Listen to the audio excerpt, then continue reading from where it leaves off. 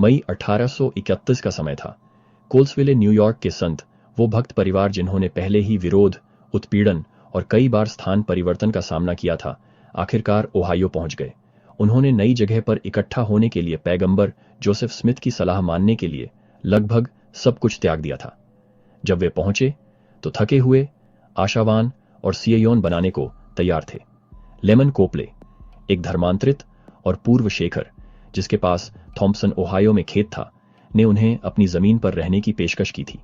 यह प्रार्थना का उत्तर था, लेकिन इसके साथ कुछ शर्तें थीं।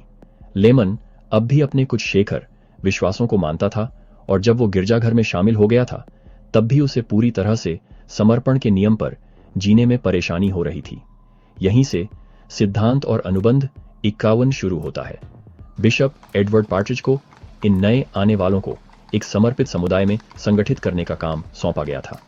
पद 19 में प्रभु ने एक सिद्धांत दिया जो पीढ़ी दर पीढ़ी गूंजता रहेगा, जो समय में विश्वास योग्य और बुद्धिमान है। वह मेरे पिता द्वारा उसके लिए तैयार की गई हवेली का उत्तराधिकारी पाने के योग्य माना जाता है। यह सिर्फ जमीन के प्रबंधन के बारे में नहीं था, यह विश्वास के प्रबंधन के बारे में था। प्रबंधक का पद, यह विचार कि हमें जो दिया गया है, चाहे जमीन हो या नेतृत्व, वह प्रभु का है और हमें उसकी देखभाल ईमानदारी और समर्पण के साथ करनी है। लेकिन चीजें जल्दी ही बिगड़ गईं। जून की शुरुआत तक लेमन कोपले ने अपना विचार बदल दिया।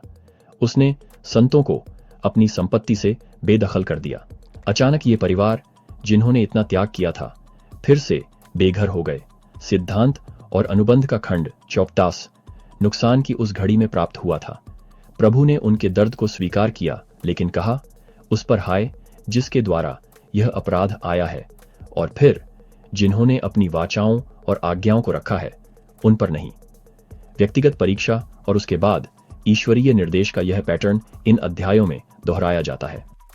सिद्धांत और अनुबंध 52 में प्रभु ने मिशनरियों को भविष्य के सिययोन, मिसौरी जाने के लिए तैयार किया।